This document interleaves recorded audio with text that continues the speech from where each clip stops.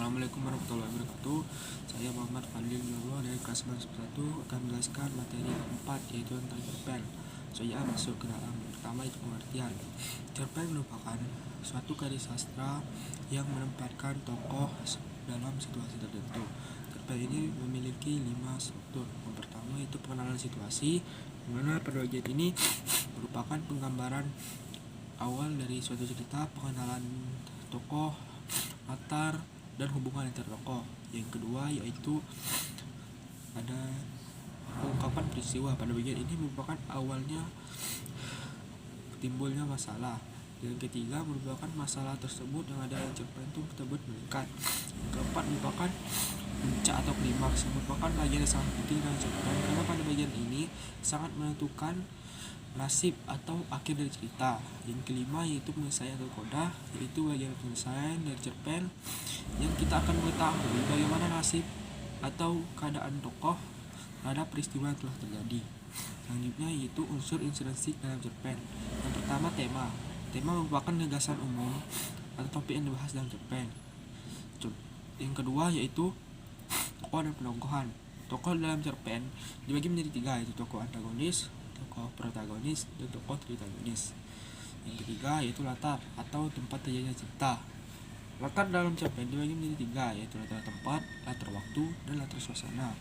Yang keempat yaitu alur. Alur merupakan rangkaian peristiwa atau kejadian disusun secara urut. Alur dalam cerpen dibagi menjadi 3, yaitu alur maju, alur mundur, dan alur campuran.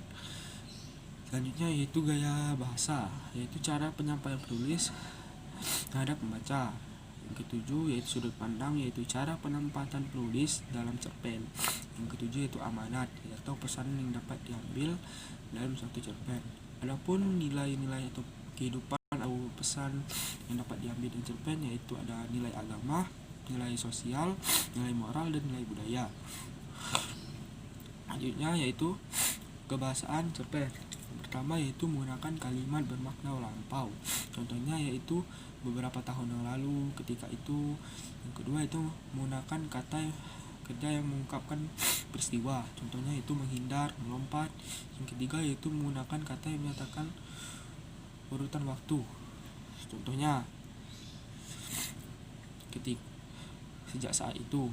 Yang keempat yaitu menggunakan dialog yang ditandai dengan tanda petik. Yang kelima yaitu menggunakan kata kerja yang menyatakan kalimat tidak langsung. Contohnya itu mengatakan bahwa. Selanjutnya itu langkah-langkah dalam menyusun cerpen. Yang pertama kita harus menentukan tema. Kemudian yang kedua kita harus menentukan sudut pandang.